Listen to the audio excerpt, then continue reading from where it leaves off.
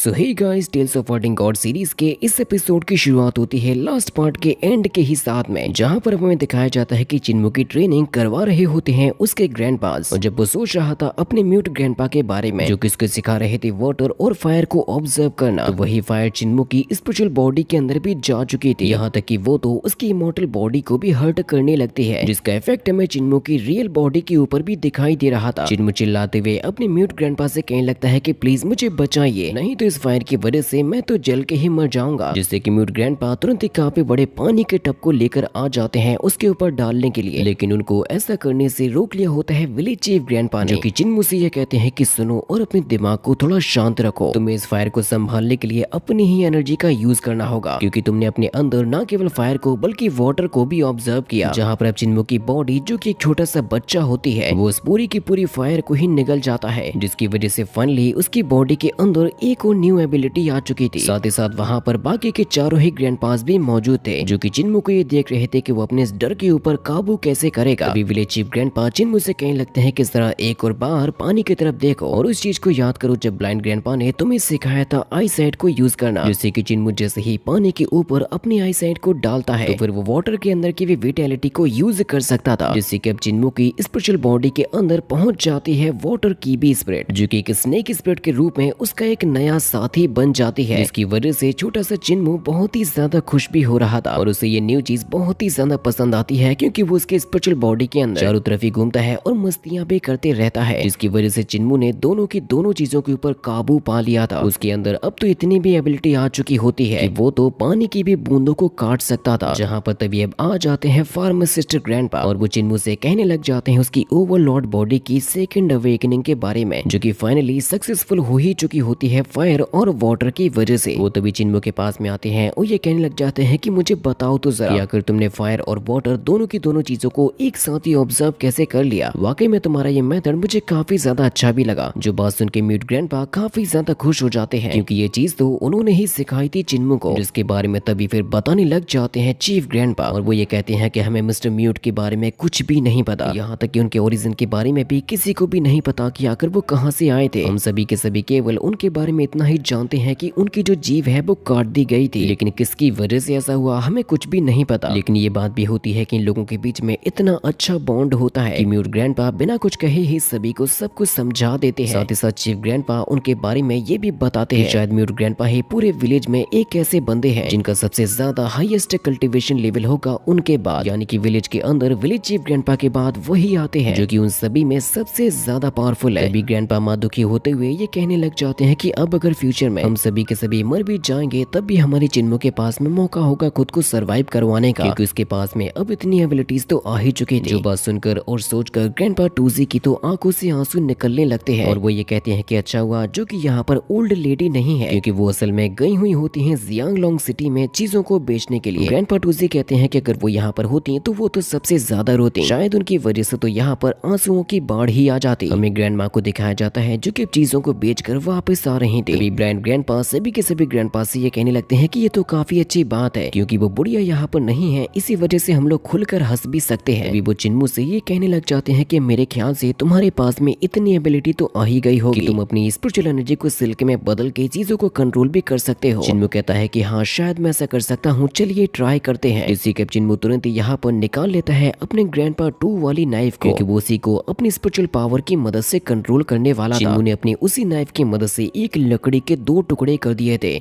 जो नाइफ सभी ग्रैंडपास के बीच से होते हुए काफी दूर तक चली जाती है। चिन्मू की विटैलिटी को देखकर ग्रैंडपा माँ और ग्रैंडपा टूजी काफी ज्यादा खुश हो जाते हैं और ये कहते हैं कि सच में तुम्हारी स्पिरिचुअल पावर तो काफी ज्यादा स्ट्रांग है। लेकिन परेशानी वाली बात ये होती है कि अभी चिन्मू का जो सिल्क है वो काफी ज्यादा मोटा था। लेकिन ग्रैंडपा टू तो ये चीज देखकर खुश हो रहे थे और वो ये कहते हैं कि इसकी वजह से तुम फाइटिंग में और भी ज्यादा पावरफुल हो जाओगे। जिस चीज के बारे में बताते हुए तभी सामने आ जाते हैं फार्मासिस्ट ग्रैंडपा, जो कि कहने लग जाते हैं कि देखो चीजों को कंट्रोल करने के लिए ची यानी कि स्पिरिचुअल पावर का यूज किया जाता है, और ऐसा करते टाइम ची बहुत ही ज्यादा कंज्यूम होती है, जो सब कुछ डिपेंड करती है तुम्हारी स्पिरिचुअल सिल्क के ऊपर, क्योंकि वो जितना ज्यादा पतला और मजबूत होगा तुम उसको उतना ही बेहतर तरीके से परफॉर्म कर पाओगे। चिन्मू से कहते हैं कि अभी तुम्हें अपनी ची को और भी ज्यादा रिफाइन करने की जरूरत है, तभी जाकर तुम बेहतर से बेहतर और मजबूत से मजबूत सिल्क को बना पाओगे, क्योंकि चिन्मू अगर ऐसा करेगा तो उसकी पावर बहुत ही ज्यादा कंज्यूम होगी, वो फाइट में बहुत ही जल्द कमजोर भी पड़ जाएगा, जिसके बाद अब हमें अगले ही सीन में दिखाया जाता है विलेज चीफ ग्रैंडपा के साथ में फार्मासिस्ट ग्रैंडपा को, जो कि चीफ ग्रैंडपा से ये कहने लग जाते हैं कि देखिए मैं नहीं जानता कि आखिर वो समय कब आएगा जब इस दुनिया को आपसे ज्यादा स्ट्रॉन्ग स्वॉर्डमैन मिल पाएगा, क्योंकि अभी तक तो मेरी नजर में आज तक ऐसा कोई भी पैदा नहीं हुआ जो कि स्वॉर्डमैनशिप में आपसे भी ज्यादा स्ट्रॉन्ग हो। हम सभी के सभी मिलकर अपनी अपनी ताकतों को मिलाकर दे रहे हैं चिन्मू को, ताकि वो इन छोटी छोटी चीजों से और भी ज्यादा ताकतवर बन जाए। तो फिर आप अपनी ताकत चिन्मू को क्यों नहीं दे देते? चीफ ग्रैंडपा कहते हैं कि हाँ मैं दे तो दूंगा, लेकिन चिन्मू अभी उसके काबिल नहीं हुआ है। जब से मेरी जिंदगी में वो समय आया है कि मैं अपने हाथों को नहीं चला सकता, अपने पैरों को नहीं चला सकता, अभी से मैं डाजू में रहते आ रहा हूँ, लेकिन मुझे नहीं लगता कि अब और ज्यादा समय तक ऐसा हो पाएगा। जो बात सुनते ही फार्मासिस्ट ग्रैंडपा उनसे कहते हैं कि मुझे बताइए कि आपके साथ में आकर क्या हुआ था। विलेज चीफ बताते हैं कि एक्चुअली में मेरे हाथों और पैरों को तलवार से काट दिया गया था। वो बताते हैं कि मेरी ताकत और मेरी स्वॉर्ड के काबिल कोई भी इतनी आसानी के साथ में नहीं हो सकता, क्योंकि बड़ी ताकत के साथ में हमेशा ही बड़ी जिम्मेदारियां भी आती हैं, और ये तो मैं बिल्कुल भी नहीं चाहता कि इस समय पर चिन्मू मेरी जिम्मेदारियों को संभाले। इतनी बड़ी जिम्मेदारी और इतनी बड़ी ताकत अभी चिन्मू संभाल नहीं पाएगा। मैं चाहता हूँ कि इस जिम्मेदारी को संभालने के लिए उसे और भी ज्यादा ताकतवर होना होगा। विलेज हेड की जो स्वॉर्ड होती है उसको काफी सारी जंजीरों में बांध के रखा गया था। फार्मासिस्ट ग्रैंडपा ये कहने लग जाते हैं कि लेकिन एक न एक दिन ऐसा समय तो जरूर से आएगा जब चिन्मू रुइंस के बाहर जाएगा और उसे दुनिया की सच्चाई पता चलेगी, और साथ ही साथ हम सभी के सभी बूढ़े लोगों की सच्चाई भी उसके सामने एक एक करके आ जाएगी। हम सभी क्या हैं और हम सभी यहाँ पर क्यों हैं, हम सभी के साथ में ऐसा क्या हुआ जो कि हमें इस जगह पे रहना पड़ता है। जिसके बाद फिर अगले ही सीन में दिखाया जाता है चिन्मू को, जो कि अपनी नई ताकतों के साथ में रफ्तार के साथ में आगे बढ़ रहा था। फायर की स्पीड से आगे बढ़ रहा था और उसी के पीछे पीछे जा रहा होता है जायंट एप, और वो भी चिन्मू की रफ्तार को देख के एकदम ही शॉक हो जाता है। लेकिन क्योंकि जायंट एप के पास में सुपर फास्ट लर्निंग स्किल होती है, उसकी वजह से चिन्मू की इस नई टेक्निक को तुरंत ही सीख जाता है। उसी के जैसे ही पूरी रफ्तार के साथ में भागने भी लगता है। चिन्मू के बगल में आकर दौड़ रहा था, तो चिन्मू उससे कहता है कि मानना पड़ेगा कि तुमने इस टेक्निक को भी बहुत ही फास्ट तरीके से सीख लिया। हम लोग इसी तरीके से ही आगे बढ़ते रहेंगे और अपनी प्रैक्टिस को भी करते रहेंगे। लेकिन ये दोनों के दोनों भागते हुए काफी अंदर तक चले जा रहे थे। चिन्मू एक पानी वाली जगह पे पहुंच जाता है जहाँ पर होती है काफी सारी हिरन। वहाँ से जैसे ही आगे बढ़ता है उसे दिखाई देती है एक छोटी सी गिलहरी, जो कि चिन्मू की रफ्तार की वजह से नीचे गिरने वाली थी और उसकी जान भी खतरे में होती है। लेकिन जो हमारा जायंट एप होता है वो दिल का बहुत ही अच्छा बीस्ट है, क्योंकि उसने छोटी सी गिलहरी को नीचे गिरने से बचा लिया था, जिसकी वजह से उसकी जान भी बच जाती है। यहाँ तक कि वो तो उससे ये भी कहता है कि प्लीज डरो मत, मैं तुम्हें बचा रहा हूँ। जो गिलहरी सच में बहुत ही ज्यादा क्यूट भी होती है। कहीं लगता है कि सच में ऐसे पर्सन को ही कहा जाता है रियल रूलर, जो न सिर्फ अपने बारे में सोचता है बल्कि छोटी से छोटी चीज की जान बचाता है, सभी का ख्याल रखता है, क्योंकि इसी को ही कहा जाता है रियल प्रोटेक्टर। अभी तो ये सभी के सभी उसे अपना किंग मानते हैं। यही वो रीजन था जिसकी वजह से वो किसी भी अनजान को वहाँ पर आने नहीं देता। चिन्मू कहता है कि ऐसा लगता है जैसे कि उसकी अपनी खुद की एक अलग ही दुनिया हो। जिसके बाद अब ये दोनों के दोनों भागते हुए काफी आगे तक आ चुके थे। एक किनारे पर पहुंच जाने पर जायंट एप चिन्मू को कोई एक नई चीज के बारे में दिखा रहा था। चिन्मू कहता है कि शायद ये वही जगह है जहाँ पर ये जायंट एप रात के समय में अपने आप को डार्कनेस से बचाता है, और वो जगह भी देखने में किसी रूइन के जैसे ही लग रही थी। चिन्मू जब नीचे पहुंच जाता है तो उसको काफी ज्यादा मजेस्टिक फील होने लगता है, क्योंकि देखने में भी ये जगह कुछ वैसी ही होती है। आगे आगे काफी तेजी के साथ में आ रहा था जायंट एप। चिन्मू जब दरवाजे के सामने पहुंच जाता है तो वो ये कहने लगता है कि ये जगह तो सच में देखने में काफी ज्यादा ग्रैंड लग रही है। वो आसपास के नजारों को देखता है और उसकी जैसे ही नजर पड़ती है यहाँ पर बने हुए स्टैचूज के ऊपर, तो वो उसको देखते हुए कहने लगता है कि क्या ये भी किसी गॉड का इनकारनेशन है? हो सकता है कि ये भी किसी गॉड का ही स्टोन स्टैचू हो। और अब तो चिन्मू के पास में इसके बारे में जानने के लिए आई साइट भी होती है। इसी वजह से वो अपनी डिवाइन आइज को ओपन करता है उसके बारे में जानने के लिए, क्योंकि एक्चुअली में एक बहुत ही ज्यादा पावरफुल बीस्ट गॉड होता है। इसकी एनर्जी और चार्म एकदम ही एक्स्ट्रा ऑर्डिनरी लेवल का होता है। लेकिन चिन्मू को इस बारे में पता ही नहीं होता कि आखिर ये कौन से गॉड की स्पिरिट है जो कि इतना ज्यादा पावरफुल हो सकता है, क्योंकि अभी तक तो उसे केवल बताया गया था 4 तरीके के ही गॉड्स के बारे में। वो कहने लगता है कि क्या ये उन सभी से अलग है या फिर उन्हीं के जैसा ही है। देखने में तो ये उनके जैसा नहीं लग रहा था और न ही कभी भी चिन्मू ने इसके बारे में सुना था। चिन्मू कहता है कि कहीं ऐसा तो नहीं है कि पुराने समय में 4 तरीके से भी ज्यादा तरीके के गॉड्स पाए जाते हो। तभी चिन्मू को चिल्लाते हुए बुलाने लग जाता है जायंट एप। उससे कहता है कि बाहर खड़े हुए क्या टाइम पास कर रहे हो, अंदर आ जाओ। तो फिर ये दोनों के दोनों अंदर की तरफ जाने लगते हैं। अंदर का नजारा कुछ ऐसा लग रहा था जैसे कि ये पहले के समय में किसी का घर हो। चिन्मू छोटा होता है, इसी वजह से जायंट एप उससे ये कह रहा था कि तुम छोटे हो, इसी वजह से तुम अंदर की चीजों को और भी अच्छे तरीके से देख सकते हो। चिन्मू जैसे ही थोड़ा सा आगे बढ़ता है तो उसको नजर आ जाता है ओवरलॉर्ड बॉडी के 3 एलिजर्स का गाइड चार्ट। इसके बारे में तुरंत ही चिन्मू पूछने लग जाता है जायंट एप से कि क्या तुमने कभी भी इस चीज को प्रैक्टिस किया था या कभी भी इसके बारे में जाना था, क्योंकि तुम मुझे ये सिखा रहे हो तो जरूर से ये तुम्हें पता होंगे, लेकिन जायंट एप को ये चीजें ज्यादा समझ में नहीं आती। चिन्मू देखते हुए कहने लगता है कि ये तो ओवरलॉर्ड बॉडी के 3 पिल्स के पुराने समय की टेक्निक है जिसको पहले यूज किया जाता था, जो सारी की सारी टेक्निक को बनाया गया होता है वॉल के ऊपर ताकि इसको मिटाने से भी ना मिटाया जा सके। चिन्मू उनको देखता है और ये कहता है कि मुझे सबसे पहले इनके बारे में लिख लेना चाहिए ताकि वो वापस से अपने गांव में जाकर और भी अच्छे तरीके से इनके ऊपर प्रैक्टिस कर सके। चिन्मू अब जैसे आगे बढ़ता है तो हमें छोटी सी झलक दिखाई जाती है डार्क एनर्जी की। चिन्मू आसपास के नजारों को देखते हुए कहता है कि मैंने सोचा नहीं था कि ये जगह इतनी ज्यादा बड़ी होगी और इतनी ज्यादा मिस्टीरियस भी, जिसके बारे में किसी को भी पता तक नहीं होगा। तो ये सोच भी नहीं सकता कि आखिर इन चित्रकलाओं को कब और किसने बनाया होगा। इसी वजह से वो उन सभी के बारे में अपनी नोटबुक के ऊपर लिखते जा रहा था। वहीं पर एक और टेक्निक होती है लेकिन वो ठीक तरीके से नहीं बनाई गई थी। चिन्मू कहता है कि चाहे जो भी हो लेकिन मैं इसको भी अच्छे तरीके से सीख के ही रहूंगा। चिन्मू जब इस बारे में सोच ही रहा था तो फिर तभी उसको अचानक से ही किसी की आवाज आती है, जिसको वो देखने के लिए जैसे ही आगे बढ़ता है तो वहाँ से निकल के बाहर आते हैं काफी सारे बैट्स, जिन्होंने चारों तरफ ही एकदम डरावना माहौल भी बना दिया था। आसमान में बादल घिराते हैं और डार्कनेस भी छा जाती है, जिसके तुरंत ही बाद अपने आप ही यहाँ पर रखी हुई मोमबत्तियां भी जलने लगती हैं। चिन्मू के हाथ में अब एक मशाल आ चुकी होती है और वो उसी की मदद से देखने लगता है उन्हीं दीवारों को जिनके ऊपर वही लैंग्वेज लिखी हुई होती है जो कि उसको सिखाई होती है उसके डीफ ग्रैंडपा ने। चिन्मू कहता है कि इसको एक्चुअली में कहा जाता है योंगजियांग, जिसको समझना काफी ज्यादा मुश्किल होता है और यही सेम चीज बनी हुई होती है विलेज के एंट्रेंस पर। लेकिन अब चिन्मू जैसे ही थोड़ा सा पीछे होता है तो उसे इस बात का रियलाइज होता है कि वो जो अपने सामने देख रहा है कहीं वो डाजू का ही मैप तो नहीं है। वो जायंट एप से पूछता है कि मुझे बताओ जरा कि आखिर ये क्या चीज है। तो जायंट एप उसको अपने हाथ पर उठा लेता है ताकि वो और भी बारीकी के साथ में इस नक्शे को देख सके। चिन्मू बनी हुई लाइंस को और नदी को देखता है तो उसे ये फील होता है कि अगर इस मैप के ऊपर उसके गांव की लोकेशन को क्यों नहीं बनाया गया। साथ ही साथ उसके ऊपर बनाया गया होता है एक ड्रैगन को। जब चिन्मू उसके नाम को पढ़ता है तो उसे पता लगता है कि ये असल में योंगजियांग ड्रैगन किंग, उसे और भी अच्छे तरीके से कहा जाता है पेटियो ड्रैगन किंग। लेकिन एक और जगह पे लिखा गया होता है किसी सी आइड ड्रैगन किंग के बारे में। चिन्मू देखता है और सोचता है कि उसे तो कभी भी उसके ग्रैंडपास ने इसके बारे में बताया ही नहीं, बल्कि ये तो वो जगह है जहाँ पर उसकी ग्रैंडमा जाती है मार्केटिंग के लिए। जायंट एप भी सोच रहा था कि उसने कभी भी कोई ड्रैगन टेम्पल नहीं देखा। चिन्मू कहने लगता है कि भले ही तुम्हें पता ना हो लेकिन डाजू के अंदर काफी ज्यादा मात्रा में ड्रैगन टेम्पल्स भरे पड़े हैं। इन सभी की लोकेशन के बारे में चिन्मू को पता लग चुका था। उसे एक और एंशिएंट टेम्पल के बारे में पता लगता है जहाँ पर जियान किंगर को सप्रेस किया गया था, यानी कि वो उसी जैन टेम्पल के बारे में ही देख रहा था। साथ ही साथ वो जियांग लोंग के बारे में ही बात कर रहा था जहाँ पर उसकी ग्रैंडमा चीजों को बेचने के लिए जाती हैं। लेकिन उस सिटी के बारे में भी मैप के ऊपर जरा सा भी मेंशन नहीं था। उसे पता लग पाता है किसी एक सोलर बोट के बारे में जो कि सन की एनर्जी से चलती है। चिन्मू कहता है कि क्या वाकई में ऐसा होना पॉसिबल भी है। उसे किसी मून टेम्पल के बारे में ही पता लगता है लेकिन अभी तक वो जानता ही नहीं था जिन सारी की सारी चीजों के राज लिखे गए होते हैं इसी मैप के ही ऊपर। तभी वो अपनी आंखों के सामने देख पाता है एक और जगह को जो कि होती है गॉडेस पास। ये वही जगह होती है जहाँ पर चिन्मू अपनी एक रात बिता चुका था। चिन्मू ये कहने लगता है कि मेरी ग्रैंडमा ने मुझे एक बार इसके बारे में बताया था कि जब डाजू के अंदर रात के समय में डार्कनेस नहीं फैला करती थी तो इस जगह को जाना जाता था किंगडम ऑफ गॉड के नाम से। लेकिन डिजास्टर आने के बाद सब कुछ बर्बाद हो गया, आसमान भी कोलैप्स कर गया, जिसकी वजह से डाजू इतनी ज्यादा खतरनाक और रुइंस वाली जगह बन चुकी है। चिन्मू ये कहने लगता है कि कहीं ये मैप उस समय का तो नहीं है जब डाजू में कोई भी डिजास्टर नहीं आया था और सभी की जिंदगी एकदम ही नॉर्मल थी, और ऐसा होने की पॉसिबिलिटी भी काफी ज्यादा होती है। जिसके बाद अब ग्रैंडमा आ चुकी होती है विलेज हेड के पास में, जो कि उनको ये बता रही होती है कि जब वो जियांग लोंग जा रही थी तो उन्हें रास्ते में कुछ ऐसे लोग दिखे जो कि उन लोगों के लिए बहुत ही बड़ा खतरा हो सकते हैं। क्योंकि जब ग्रैंडमा जियांग लोंग सिटी में पहुंच चुकी थी तो उन्होंने अपने सामने से आते हुए कुछ सिपाहियों की टुकड़ी को देखा था जो कि कोई नॉर्मल सिपाही नहीं होते। उनकी एबिलिटीज ही बहुत ही ज्यादा खतरनाक थी और साथ ही साथ उनका जो मास्टर था सबसे खतरनाक तो वही होता है, क्योंकि ली जियांग ने अपना बदला लेने के लिए अपने साथियों को भेजा है। विलेज चीफ कहते हैं कि आखिर इतनी जल्दी ऐसा कैसे हो सकता है, और ऐसा तो होगा नहीं कि यहाँ पर ली जियांग ने किसी नॉर्मल पर्सन को भेजा होगा। उनकी एबिलिटीज हमारी सोच से ज्यादा खतरनाक होंगी। मुझे डर है कि कहीं हमारे चिन्मू का सामना उनसे ना हो जाए। ऐसा होने की वजह से चिन्मू के लिए बहुत ही बड़ी मुसीबत खड़ी हो जाएगी। फार्मासिस्ट ग्रैंडपा कहते हैं कि चिंता मत कीजिए कि हमारी चिन्मू की बहुत ही अच्छी दोस्ती हो चुकी है जायंट एप के साथ में। साथ ही साथ आज तो वो जायंट एप के साथ में अपनी प्रैक्टिस करने के लिए काफी दूर चला गया, जिसकी वजह से हो सकता है कि आज रात वो वापस भी ना आए। ग्रैंडमा कहती हैं कि ये तो हमारे लिए और भी अच्छा है कि उसके आने से पहले हम लोग बिन बुलाए मेहमानों का स्वागत अच्छे तरीके से कर पाएंगे, क्योंकि यहाँ पर जो भी आएगा उनमें से एक भी जिंदा नहीं बचेगा। जिसके आगे की स्टोरी दिखाई जाएगी नेक्स्ट पार्ट की।